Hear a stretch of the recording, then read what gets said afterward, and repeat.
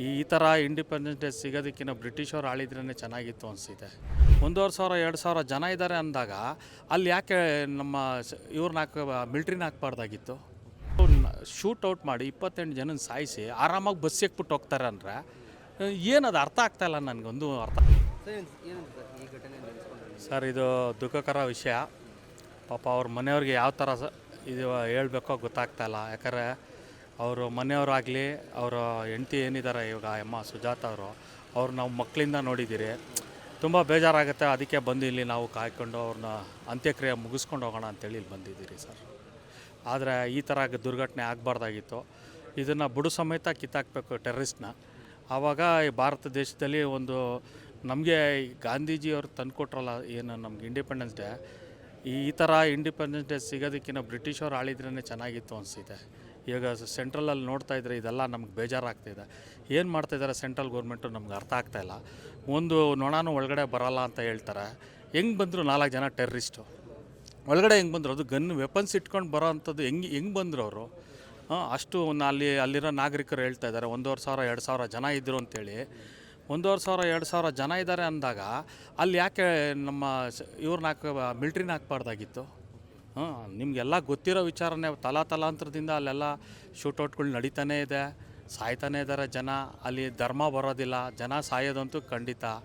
ಅಲ್ಲಿ ನೀವು ಅಂಥ ಜಾಗದಲ್ಲೆಲ್ಲ ನೀವು ಹಾಕ್ಬೋದಾಗಿತ್ತಲ್ಲ ಮಿಲ್ಟ್ರಿನ, ಯಾಕೆ ಹಾಕಿಲ್ಲ ಅಂತ ನನಗೆ ಒಂದು ಅರ್ಥ ಆಗ್ತಾಯಿಲ್ಲ ನನಗೆ ಅಂತ ಹೇಳೋಕ್ಕೆ ಇಷ್ಟಪಡಿಸ್ತೀನಿ. ನೋಡಿ, ಇವರು ನಮ್ಮ ಸ್ಟೇಟಲ್ಲೇ ತಗೊಳ್ಳಿ, ಮಂಜುನಾಥ್ ಅವರು, ಭರತ್ ಭೂಷಣ್ ಅವರು, ಇದೆಲ್ಲ ಮನಸ್ಸಿಗೆ ನೋವಾಗಂಥದ್ದು. ಚಿಕ್ಕ ಮಗು ರೀ ಅವರು.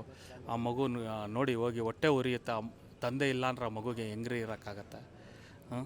ಇದೆಲ್ಲ ಒಂಥರ ನಡಿಬಾರ್ದಂಥ ಘಟನೆ ನಡೆದೈತೆ ನಮ್ಮ ದೇಶದಲ್ಲಿ. ಈ ಥರ ಬೇರೆ ದೇಶಗಳಲ್ಲೂ ನಡೆಯೋದು, ನಮ್ಮ ಭಾರತದಲ್ಲೇ ಈ ಥರ ನಡೆಯೋದು ಅಂತ ನಾನು ತಿಳ್ಕೊಂಡಿದ್ದೀನಿ. ನಡಿಬಾರ್ದಾದಂಥ ಘಟನೆ ನಡೆದಿದೆ ಸರ್. ಹೌದು, ಪ್ರವಾಸೋದ್ಯಮ ಸ್ಥಳ ಇರಬೇಕು. ಬೇಜವಾಬ್ದಾರಿ ಸರ್ ಇದು. ನಿಮಗೆ ಇಲ್ಲಿ ಬೆಂಗಳೂರಿಗೆ ಬಂದಿದ್ದಾರೆ ಕಾಶ್ಮೀರವರು ಅಂದರೆ ನಾವು ಏನು ಬೇಕಾಗಿಲ್ಲ ಸೆಕ್ಯೂರಿಟಿ. ಅದು ಬಾರ್ಡ್ರ್ ಲೈನ್ ರೀ. ಬಾರ್ಡ್ರ್ ಲೈನಲ್ಲಿ ನೀವು ಸೆಕ್ಯೂರಿಟಿ ಆಗಬೇಕು. ಏನು ಮಾಡ್ತಾಯಿದ್ದೀರಾ ಸೆಂಟ್ರಲ್ ಗೌರ್ಮೆಂಟು? ನಾವು ಮಿಲ್ಟ್ರಿಗೆ ನಾವು ಅದು ಜಾಕೆಟ್ ಕೊಟ್ರಿ, ಬುಲೆಟ್ ಪ್ರೂಫ್ ಜಾಕೆಟ್ ಕೊಟ್ರಿ, ಅದಲ್ಲ ರೀ. ಜನಸಾಮಾನ್ಯರು ನಮ್ಮ ದೇಶದೊಳಗಡೆ ಸ್ವತಂತ್ರವಾಗಿ ನಾವು ಓಡಾಡೋಕ್ಕಾಗಲ್ಲ ಅಂದರೆ ಇನ್ಯಾವ ದೇಶಕ್ಕೆ ಹೋಗಿ ಏನು ಪ್ರಯೋಜನ ಬಂತು ರೀ ಅಲ್ವಾ? ಅದರಿಂದ ಇದೆಲ್ಲ ಒಂದು ಸ್ವಲ್ಪ ಬೇಜಾರು ಅಂತ ನಾನು ಹೇಳೋಕ್ಕೆ ಇಷ್ಟಪಡ್ತೀನಿ ಸರ್. ಅವ್ರು ಖಂಡಿತ ಪನಿಷ್ಮೆಂಟ್ ಅವ್ರದ್ದೆಲ್ಲ ಬುಡು ಸಮೇತ ಕಿತ್ತಾಕಬೇಕು. ಟೆರ್ರಿಸ್ಟ್ ಏನಿದ್ದಾರೆ ಬುಡು ಸಮೇತ ಕಿತ್ತಾಕಬೇಕು. ಅಮಾಯಕರು ರೀ ಸತ್ತಿರೋದು ಇವತ್ತು ಅಲ್ಲಿ. ಖಂಡಿತ ನಮ್ಮ ಮಿಲ್ಟ್ರಿಯವರು ಬೇಜಾನ್ ಜನ ದೇಶಕ್ಕೆ ಪ್ರಾಣ ಕೊಟ್ಟಿದ್ದಾರೆ, ಇಲ್ಲ ಅಂತ ನಾನು ಹೇಳಲ್ಲ. ನೀವು ಯಾಕೆ ಅಲರ್ಟ್ ಮಾಡಿಲ್ಲ ಅಲ್ಲಿ? ಆ ಸ್ಪಾಟಲ್ಲಿ ಯಾಕೆ ಅಲರ್ಟ್ ಮಾಡಿಲ್ಲ? ಆ ಸ್ಪಾಟಲ್ಲಿ ಅಂತಲ್ಲ, ಇಡೀ ಕಾಶ್ಮೀರ್ಗೆ ಅಲರ್ಟ್ ಮಾಡಬೇಕಾಗಿರೋ ಕರ್ತವ್ಯ ಸೆಂಟ್ರಲ್ ಗೌರ್ಮೆಂಟ್ದು. ಯಾಕೆ ಮಾಡಿಲ್ಲ ನೀವು? ಸರ್, ಈಗ ಅವರು ಶೂಟ್ ಔಟ್ ಮಾಡಿ 28 ಜನನ ಸಾಯಿಸಿ ಆರಾಮಾಗಿ ಬಸ್ ಎಕ್ಬಿಟ್ಟು ಹೋಗ್ತಾರೆ ಅಂದರೆ ಏನದು ಅರ್ಥ ಆಗ್ತಾಯಿಲ್ಲ ನನಗೊಂದು ಅರ್ಥ ಆಗ್ತಾಯಿಲ್ಲ. ನ್ಯೂಸಲ್ಲಿ ನೀವು ಮಾಧ್ಯಮದವ್ರು ಏನು ತೋರಿಸಿದ್ದೀರೋ ಅದನ್ನೇ ನಾನು ಹೇಳ್ತಾ ಇರೋದು. ಇಂಟೆಲಿಜೆನ್ಸ್ ರಿಪೋರ್ಟಲ್ಲೂ ಅದೇ ಬರ್ತಾಯಿದೆ. ಆರಾಮಾಗಿ ಬಸ್ ಎಕ್ಬಿಟ್ಟು ಹೋಗ್ತಾ ಇದ್ದಾರಂತೆ ಗನ್ ಇಟ್ಕೊಂಡು. ಏನು ಯಾವ ದೇಶದಲ್ಲಿ ಇದ್ದೀರಿ ನಾವು? ಅರ್ಥ ಆಗ್ತಾಯಿಲ್ಲ ನಾವು. ತುಂಬ ದುಃಖಕರ ವಿಚಾರ. ಅಲ್ಲಿರೋ ಲೋಕಲವರು ನಮ್ಮವ್ರಿಗೆಲ್ಲ ಸಪೋರ್ಟ್ ಮಾಡಿದ್ದಾರೆ ಪಾಪ. ಅವ್ರಿಗೂ ಜೀವದ ಭಯ ಇದ್ರೂ ನಾವು ನಿಮ್ಮನ್ನ ಕಾಪಾಡ್ತೀನಿ ಅಂತೇಳಿ ಮುಂದೆ ಬಂದಿದ್ದಾರೆ. ನಮ್ಮ ಪ್ರಾಣ ಹೋದ್ರೂ ಪರವಾಗಿಲ್ಲ, ನಿಮಗೆ ಬಂದಿರೋ ಅಂಥವ್ರಿಗೆ ನಾನು ಸಪೋರ್ಟ್ ಮಾಡ್ತೀನಿ ಅಂತ ತುಂಬ ಜನ ಹೇಳಿದ್ದಾರೆ ಅಂತ ನಮಗೆ ನಿಮ್ಮ ಮಾಧ್ಯಮದವ್ರು ತೋರಿಸಿರೋದೇ ನನಗೂ ಗೊತ್ತಿರೋದು. ಯಾಕಂದರೆ ನಾವು ಹೋಗಿ ಅಲ್ಲೇನು ನೋಡಿರೋ ಅಂಥದ್ದೇನಿಲ್ಲ. ಇವಾಗ ಬಸ್ ಎಕ್ಕಿ ಆರಾಮಾಗಿ ಹೋಗ್ತಾರೆ ಅಂದರೆ ಏನು ಹೇಳಬೇಕು? ಹೌದು, ಸೆಂಟ್ರಲ್ ಗೌರ್ಮೆಂಟ್ ಸರ್. ಈಗ ಯಾವುದೇ ಪಕ್ಷದವರು ಸೆಂಟ್ರಲ್ ಗೌರ್ಮೆಂಟ್ ಬರಲಿ ಸರ್. ಅಲ್ಲಿ ಬಂದಾಗ ನಾನು ಹೇಳ್ತಾ ಇರೋದು BJP ಇತ್ತು, ಕಾಂಗ್ರೆಸ್ ಇತ್ತು ಅಂತ ಹೇಳ್ತಾಯಿಲ್ಲ ನಾನು ಹೇಳ್ತಾ ಇರೋದು ಇಷ್ಟೇ. ಇವು ಸೆಂಟ್ರಲ್ ಗೌರ್ಮೆಂಟ್ ಜವಾಬ್ದಾರಿ ಏನು? ಇಡೀ ದೇಶನ ನೋಡೋ ಅಂಥದ್ದು ಕೆಲಸ ಯಾರಿಗಿದೆ? ಪ್ರಧಾನಮಂತ್ರಿಗಳಿಗಿದೆ.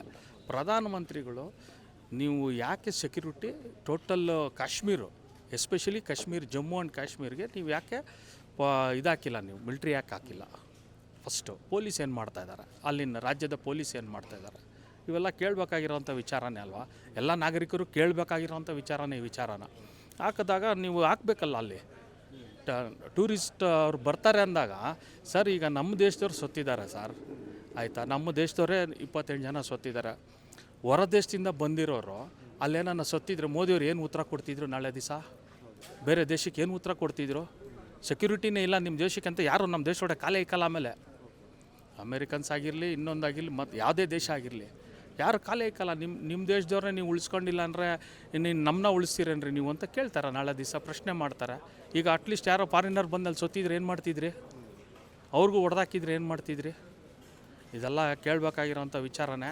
ಬಟ್ ನೋವಾಗುತ್ತೆ ಸರ್. ಇವಾಗ ಇವ್ರ ಫ್ಯಾಮಿಲಿಗೆ ಯಾರು ಸರ್ ನಾವು ಏನೇ ಅಯ್ಯೋ ಅಂತ ಹೇಳ್ಬೋದು ಸರ್. ಅವ್ರ ಫ್ಯಾಮಿಲಿಗೆ ಅವ್ರ ನೋವು ಅವ್ರಿಗೆ ಇದ್ದೇ ಇರುತ್ತೆ ಸರ್.